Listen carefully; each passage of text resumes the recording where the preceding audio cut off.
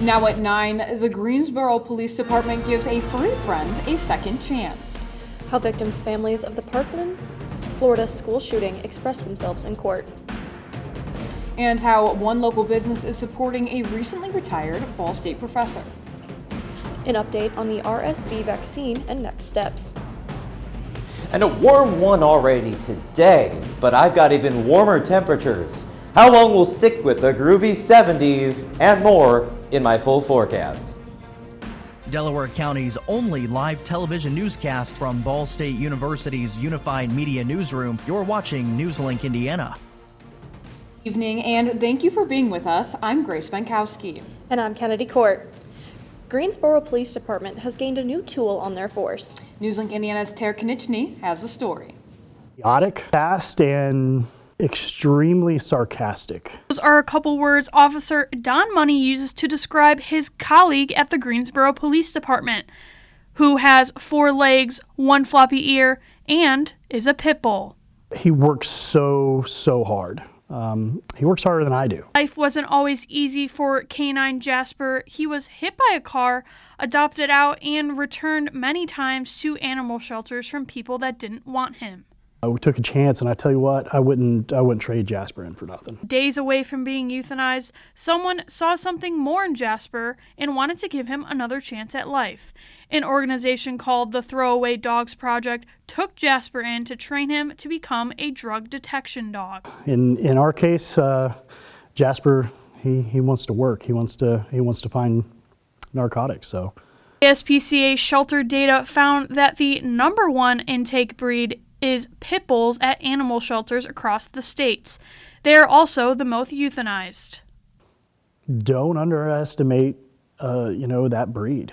They're not alley dogs, or they're not the junkyard, dogs. They're intelligent. Jasper is the first canine to ever be a part of the Greensboro Police Department and the first pit bull to be a law enforcement canine in Indiana. Money hopes this isn't the last time he will see this breed doing police work. I think he's made me a better officer for sure. And then on top of it, he's made me get more knowledgeable about narcotics. In Greensboro, Indiana, Tara Konieczny, NewsLink, Indiana. You can follow K9 Jasper on his TikTok and Instagram at k9.jasper. Now, how adorable is that, looking at Jasper doing all these great things and opening a lot of doors for pit bulls? I hope the weather's warm for Jasper. Ryan, what do you have for us? Well, it's a doggone warm day already as we look out there. Even now, look at that 53 right there. We warmed up all the way to 68 today, and that's not usual for this time of year. It's usually around 60. But we're cooling off a little as we work our way through the night, and that's going to set up some fog as we work our way through with some warm air aloft. So morning fog is that first headline. We're going to warm things up and see groovy 70s returning to our forecast. How long are they going to last? And what's going on for that weekend and our first chance of rain? All that and more in my full forecast later on. Kennedy, Grace, back to you. Thank you so much, Ryan. A man who pleaded guilty to fatally stabbing an 82-year-old woman after breaking into her northeastern Indiana home has been sentenced to 95 years in prison. A Steuben County judge sentenced Yorktown resident Matthew R. Hoover and Wilma Ball's killing. Prosecutors said Hoover broke into Ball's home near Lake James in June 2021 and killed her. Investigators linked him to the killing from DNA on 2 empty beer cans he left at her house. The Herald-Republican reported Hoover was sentenced last week to 65 years for his murder conviction and 30 years for his burglary conviction. Hoover's attorney has sought a total sentence of 50 years on the 2 charges. Under the terms of his plea agreement, 2 other charges were dismissed. Across the country, several Halloween celebrations ended in violence. In Chicago, a community suffering from a mass shooting. Chicago police said at least 14 people, including a 3-year-old, in a drive-by shooting Monday night. 2 people were traveling in a dark SUV opened fire around 9:30. At least 7 victims are dealing with serious injuries. There was a group of people who gathered for a vigil at the corner where it happened. We know it's a drive-by. We know it happens in just a few seconds.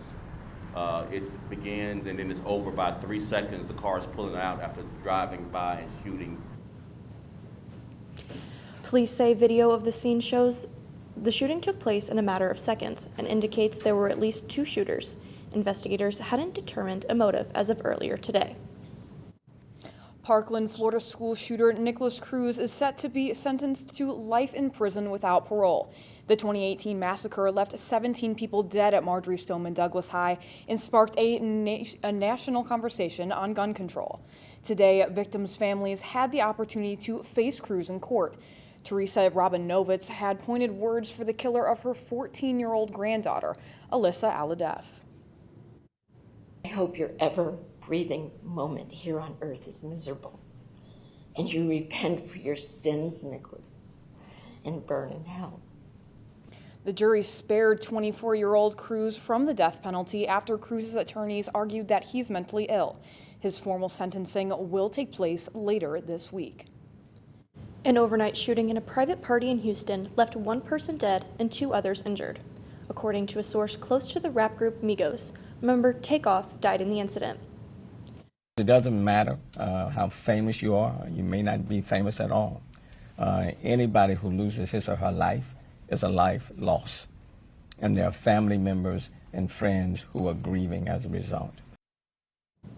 Police say around 50 people were at the party Monday night at an entertainment hall. Police say they arrived to find a man with a gunshot wound to the head or neck who was pronounced dead at the scene. 2 others were rushed to hospitals. There's no word on what led up to the shooting. Pfizer announces the end of what they call a promising trial for its RSV vaccine, and the company is set to submit data for FDA approval. If approved, we could be seeing the inoculation of young patients by next winter. As pediatric hospitals across the country still see an above-average number of hospitalizations due to RSV, Pfizer is announcing the end of its trial for the vaccine. RSV vaccine, that will be a different category of vaccines. That would be one that will be protecting the mom and, most importantly, the newborn. Pfizer also says that they're making headway with positive results in an ongoing trial of the same vaccine for older adults. Now, if that vaccine is also approved, Pfizer's RSV vaccine will be the first related to the common respiratory virus in over 2 decades. The House Select Committee is negotiating investigation with the U.S. Capitol riots, has interviewed spokesperson for the U.S. Secret Service. Sources say the committee spoke to Anthony Galimi virtually on Monday. Galimi was not with the Secret Service at the time of the Capitol attack, but he has handled the agency's response to the investigation since he was appointed in March of this year. His interview comes as the committee wraps up its review of more than 1 million pages of Secret Service documents connected to their probe. Inflation isn't just hurting everyday Americans' wallets. Learn what else it's affecting. And a new study is recommending pregnant women avoid this drink. Find out what it is after a special message from NewsLink Indiana.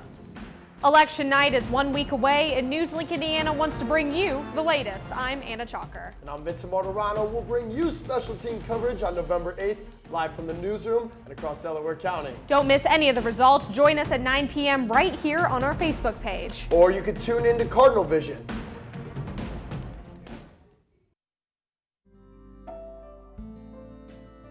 Riding the bus is an easy thing to do. Last year, we carried 60,000 riders from the Ball State area. 50,000 of those were students.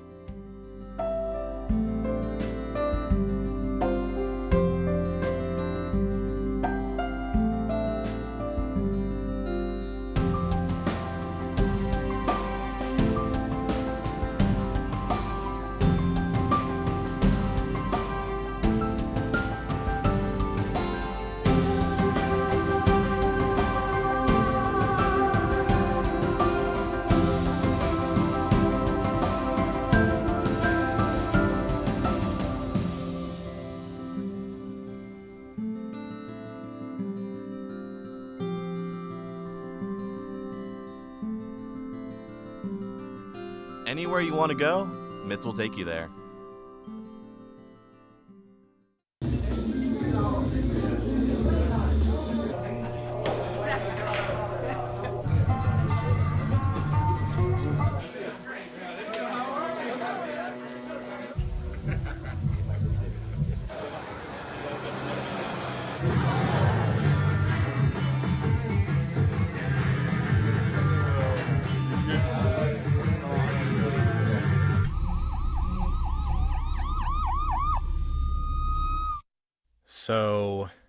I just moved in with this family, and it's embarrassing.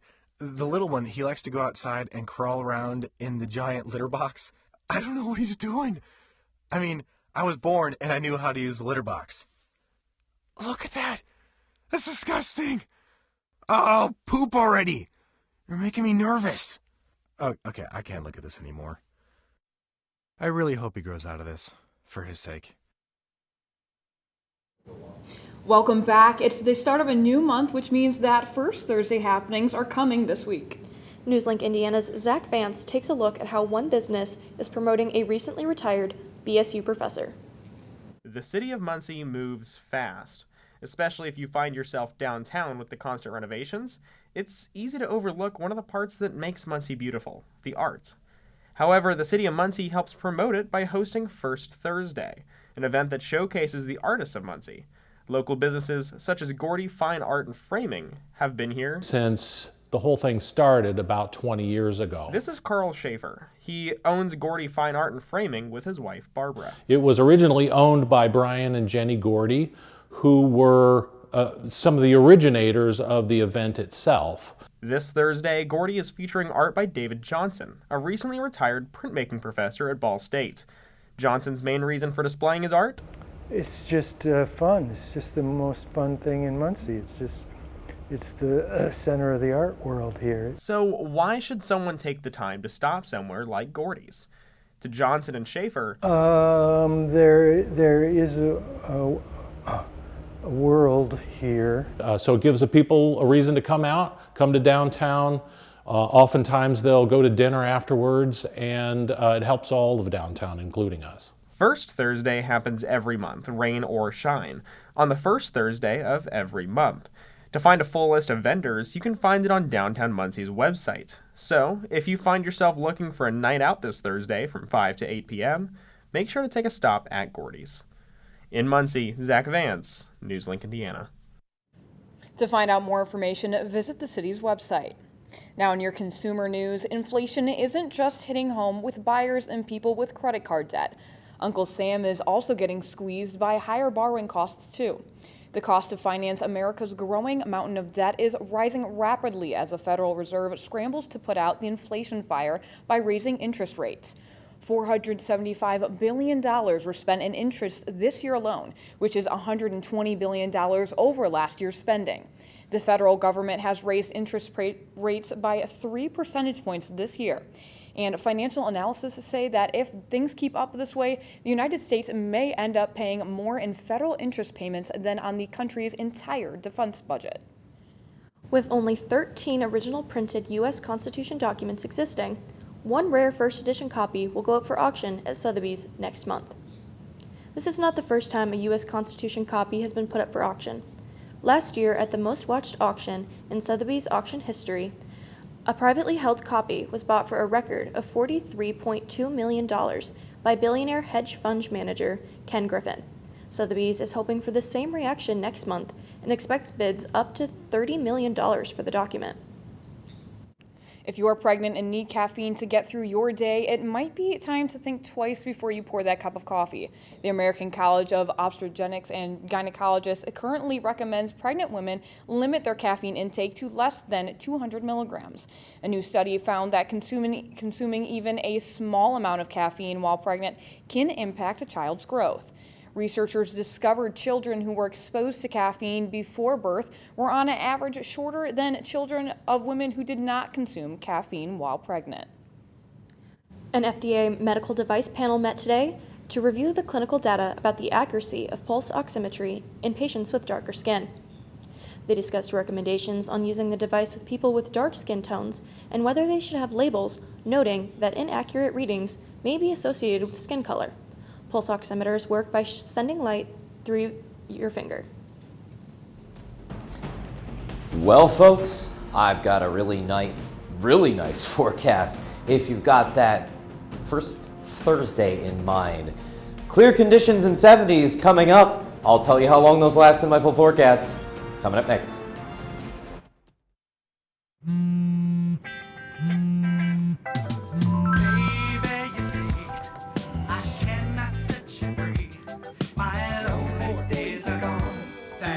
Why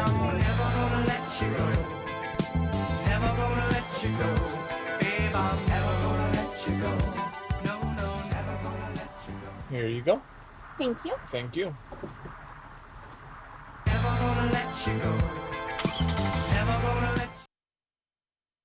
I think it's just vapor with flavor. It won't hurt my kid like cigarettes, right?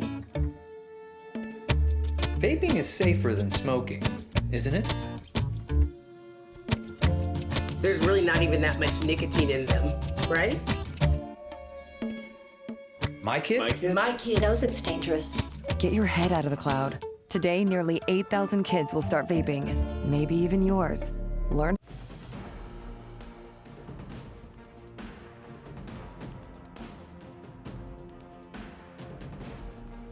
A live look there at Cooper Life Science with those lights on right now. Very beautiful out there. Hang on, guys. Okay, so, all right. So definitely clear skies out there as we move along right now, as we see that, there we go. We're having a little bit of technical difficulties, live television. But anyway, clear skies continuing to abound as we saw on that live cam as far as the eye can see. And those clear skies allowed us to get to 68 degrees, which is 8 degrees, oh well, 9 degrees warmer than our average. But as you see, our record high was 81 today, set in 1950. We might get temperatures close to that as we work our way towards the end of the week. But we've got what we've got going on now. 53 here in Muncie, 60, interestingly, a little warm air around Indianapolis, mainly 50s around the area, but those are expected to cool down as we work through tonight. And as you see, you are going to see some increasing chances for some fog. Now, what's that all about? Radiation fog, well, all of this outgoing long-wave radiation, the ground cools and that returns to space, the final frontier. And in the meanwhile, we've got some moisture on the ground. We've got some warm air getting moved in by some southwesterly winds. That's going to be kind of creating a stable layer where that dew settles in and even some condensation as temperatures cool. So that's the reason why, as we look at our forecasted fog graphic here, you see some patchy stuff moving around.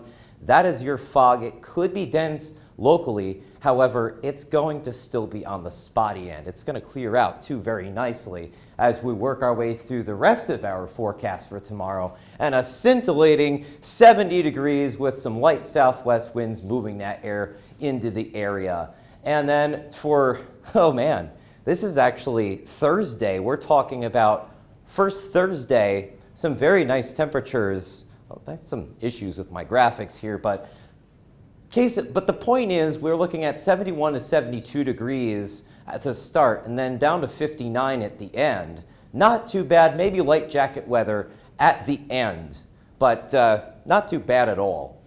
But here we are. This is my first Thursday graphic. Definitely on the nicer side as we work our way to see those gallery graphics. But then the 7-day forecast. Oh my goodness, look at that 76 by the time we reach our Friday. And then we're looking at a potential strong storm working its way in through here Saturday. I mean, this weather before that, are you ready to break out the shorts? You won't believe me, but I wore shorts earlier today, all day long. More of that, where that's coming from that high pressure system that's going to be ruling the roost, Cardinals. Oh my goodness. But that storm, we're talking about some strong winds, potentially maybe some gustier stuff in the storms themselves, but even outside, get those lawn decorations all shored up and taken care of as we roll through Saturday. Not making much of a dent in things, however, as high pressure is going to start rolling its way back in by the time we make the beginning of next week. So more 70s, huh? Yeah, definitely. You know what? I cannot complain. I'd rather take out an umbrella in November than a shovel. Very true. I just can't deal with the snow. But thank you so much, Ryan. How we doing?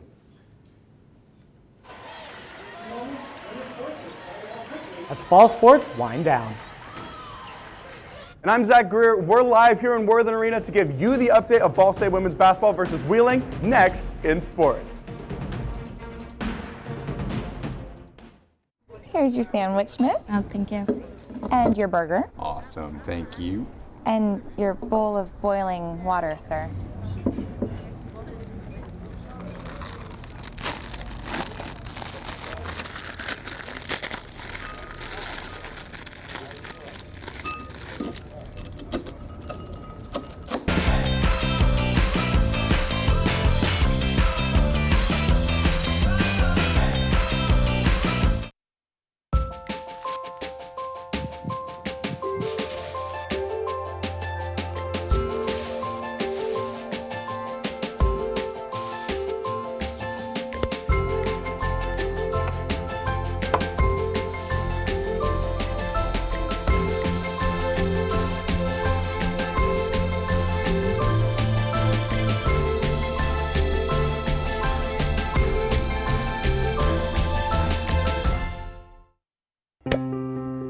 After retiring from the NFL, I've been able to spend a lot more time coaching my daughter's basketball teams. It's something I love to do. Through our games and our tournaments, we see all types of coaching, good and bad. And it begs the question, do we really know who's coaching our kids? Do they have the proper training and screening it would take for me to be comfortable with my daughters playing for that coach?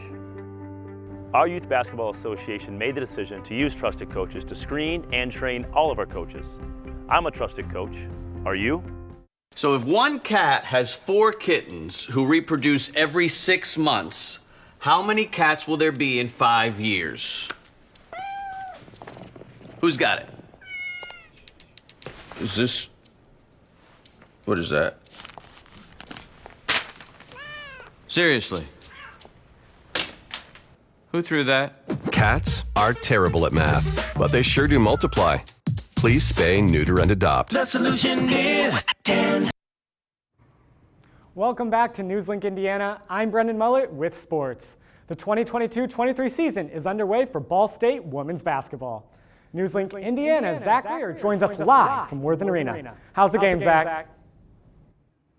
Well, Brennan, the fans might not be in attendance right now, but they sure went home happy. The Ball State Cardinals able to defeat Wheeling University, another Cardinal, with a final score of 83-40. It was a great game both offensively and defensively for Ball State, which was all part of head coach Brady Sally's plan.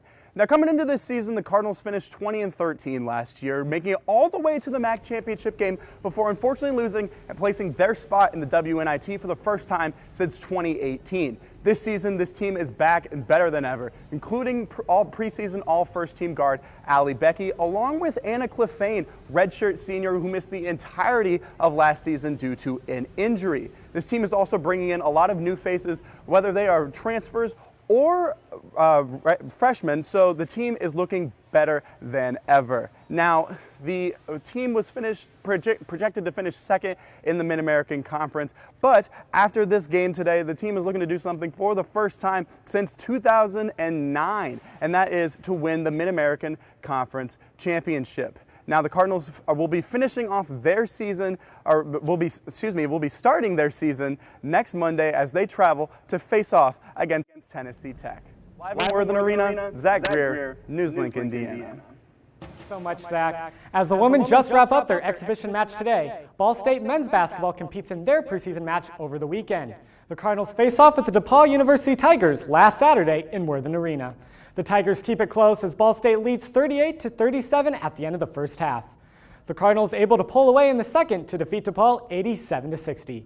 Ball State's set to take on Earlingham at home Monday to kick off the regular season. Another Cardinal positive inside the doors of Worthen Arena comes as Ball State women's volleyball's win streak continues. After 2 wins in Ohio over Bowling Green and Miami of Ohio, the Cardinals extend their win streak to 11 straight. Ball State currently sits atop the MAC Conference and will look to extend their streak against Kent State home on Thursday.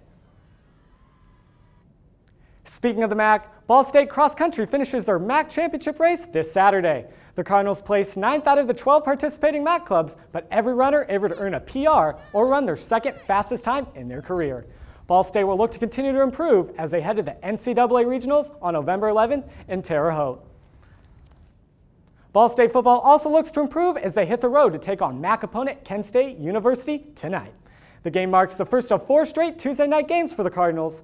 Ball State comes into the matchup 4-4 in the season after a tough homecoming loss to Eastern Michigan. On the other side of the field, Kent State sits at 3-5 on the year.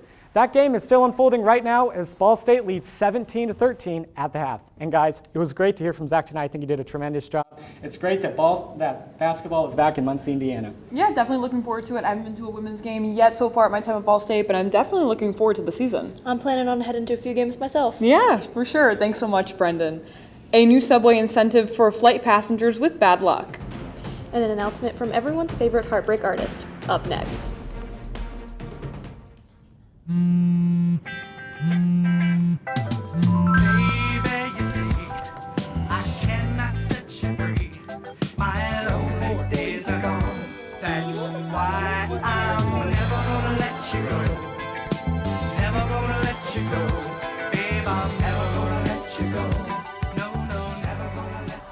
Here you go.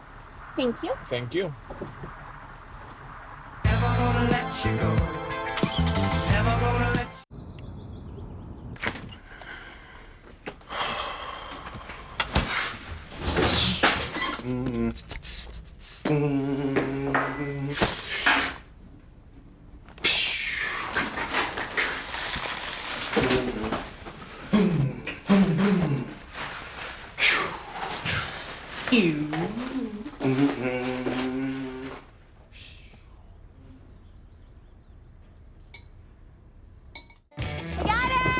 Hi. Can you help me? I got it. Thank you. No problem. Just like the rules to surviving Zombieland, there are steps you can take to be prepared for an emergency. It's the right thing to do. Talk with your family to make a plan. Look for safe areas to meet up if separated. And stock up on supplies. It's never too early to get prepared, so start now. Right now? Right now. You can't predict emergencies, but you can be ready. You're welcome, America. Visit ready.gov today to learn more. Jordan knows he shouldn't eat this entire bowl of nachos, but tonight he's earned that right. Because a few hours ago, in the middle of happy hour, he recognized a sign. Not from the gods or a bolt of lightning, but from a double heart, a kissy face, and a fourth ha in ha ha ha. That's when Jordan knew he was buzzed. So when it was time to go, he got a ride home instead of driving. Be a legend like Jordan. Recognize your buzzed warning signs and get a ride home. Buzz driving is drunk driving. Welcome back. Subway understands that being sandwiched in a middle seat isn't an ideal travel situation. So for National Sandwich Day, it's offering free subs for those who are stuck in the so-called sandwich seat on a flight. On November 3rd, travelers can upload a photo of themselves in the middle seat for a chance to win a free footlong. The submission site is only open for one day, but the restaurant is planning to give away 10,000 gift cards for free footlongs. Subway is also offering a buy one, get one free promo code if you're not traveling on National Sandwich Day. I definitely know I will be submitting my photo evidence of being in the middle of that seat for a free sandwich. Yeah. Taylor Swift is breaking records and booking out stadiums for her next tour. The singer announced on social media today that her Eras tour will kick off in Arizona on March 18th. Swift says the performance will be a journey through the musical eras of her career, both past and present. She will have stops across the U.S. and wrap up August 5th in Los Angeles. Swift has been breaking chart records with her recently released album, Midnights. Tickets for the Eras tour go on sale November 15th. And it almost felt like a vacation here in Muncie, I'm telling you. I thought we traveled. It's about to be in the high and mid 70s this week. Yeah, I hope we take flight with some of these temperatures. Ryan? Oh my goodness. And they'll definitely be more comfortable than sitting in the middle seat, folks. You'll be sitting pretty with those temperatures swinging into 76 by the time we reach Friday. Break out the shorts, folks. And then be careful, be prepared. Always follow us on Twitter and Facebook at NLI Weather for more updates on this, because this is still a fluid situation. But we do have an interesting storm system to talk about on Saturday into Sunday before temperatures climb back into the 70s again by the time we reach next week. Perfect. Wild, isn't it? It's wild. Thanks so much, Brian. That's all tonight for NewsLink Indiana. Be sure to join us again tomorrow night at 9, streaming live on the NewsLink Indiana Facebook page. And for news, anytime, anywhere, go to ballstatedaily.com.